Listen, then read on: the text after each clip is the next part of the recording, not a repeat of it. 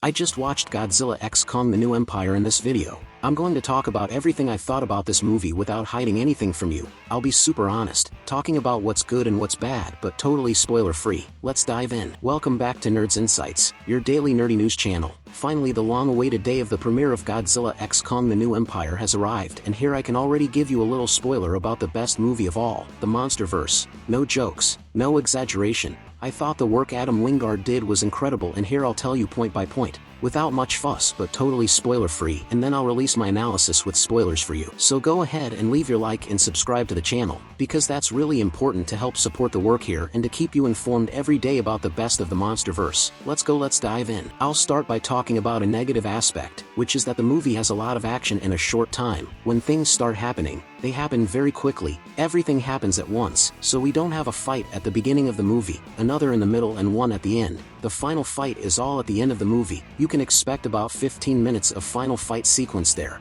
The rest is all a build-up to what's to come, so if you're expecting a lot of fights, stay until the end because you'll get it, but in a very short time. Another thing that this movie fell short on was explanations. We begged Legendary to give more explanations about what's going on, and it was the same formula as the Monsterverse. It didn't explain anything, didn't explain much, didn't have depth of characters, didn't have a very well-developed plot. A deep plot, but it followed the same formula as the Monsterverse, which is giant monsters fighting. Without much attention to the humans, the monsters took over, totally protagonists, gave a show, but there was a lack of that little explanation. For example, no, I'm not going to tell, I'll save it for my spoiler analysis. And one more negative thing, in my opinion, was the way the main villain was defeated. I found it very simple how things happened. From the trailer, it seemed like it was going to be more exciting, more mysterious, but it was in the simplest way and in the way everyone would imagine it would happen. So don't expect a well-developed story of how to defeat the villain, explanations. Don't expect that, just expect a fight. It's the Monsterverse formula that I've been talking about to you, and here's another movie being the same way. And the last point I want to make very clear here, which in my opinion was the cruelest of all, was that Titania Shimo is totally devoid of charisma. She seems like a door. We understand that she is incredibly powerful, but in the movie, we don't see that power entirely. We don't feel fear of Shimo. We don't see everything she is capable of doing. She really seems like a scared little puppy that needs a command, that always needs someone to do something for her. This becomes very clear at the end of the movie. It lacked a lot of charisma, lacked personality, lacked presence. Titania Shimo really faded in this movie. The movie is all about Kong. There's no way around it. That's why they say that this original film was supposed to be a Kong-only film, and you can really tell. Kong is very much the protagonist and steals the spotlight from Godzilla and also from the antagonists, leaving Titania Shimo totally devoid of any charisma. This was for me the main flaw of this movie, but enough talking about negative points, and now let's talk about positive points, about quality. And now, talking about quality, this is the best story that the Monsterverse has ever told, the best story created out of all 5 films and also the series, and mind you, I said the story deserved more development, but it was the best of all. There were small explanations of what was going to happen, so we wouldn't be totally lost. It explained more or less what the villain was, but you know how the Monsterverse is.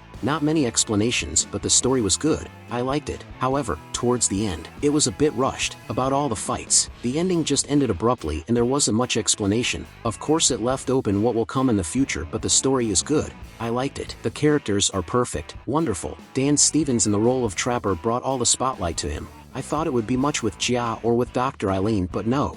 Dan brought all the spotlight to him. A very fun, charismatic, funny character. Everyone liked him. I didn't see anyone complaining about this character, so that's a positive point of the film that I really liked. The small development of characters and its story, which was the most original so far in the Monsterverse. The fights were simply perfect, in my opinion. The best choreography in the entire Monsterverse. They were well-elaborated fights, good division of who was fighting who, powers and stuff, what makes sense and what doesn't, the laws of physics, everything was perfect. The choreography team deserves congratulations, so I just have to clap and say that this part was really good. Now let's move on to the emotional part, the part of what we feel while watching the movie. The movie managed to position itself well between tension, especially the part of Kong against Scar King in the lair. Also emotional parts. There are some parts where we want to cry, especially with Titana Suko, and we also have emotional parts like Godzilla's evolution, about the fights, how it ends. We also feel a lot of pity for Titan Shimo. You'll understand why in the spoiler analysis. It was a mix of feelings that keeps us glued to the movie. We want to watch the movie and don't want to leave, so it managed to fulfill this part very well. And we also have to talk about what was most worrying for people, which was to have a fun movie in the sense of being silly. The movie is a lot of fun and you'll laugh a lot. It's joyful, especially in the beginning, very fun indeed, but not silly, not forced. Not that annoying comic relief, but rather that cool humor. When you watch, you'll understand. It captivates us and keeps us until the end of the movie. That's all I can tell you about the movie for now, so I don't give you too many spoilers and ruin your experiences. But in a little while, my spoiler analysis will be out, telling point by point of the movie, with theories, with analysis, which I'm sure you'll like. So stay subscribed to the channel, with the notification bell activated, because as soon as it's out, I want you to be one of the first people to comment. I also want to know what you felt watching this movie, okay? So see you later, alligator.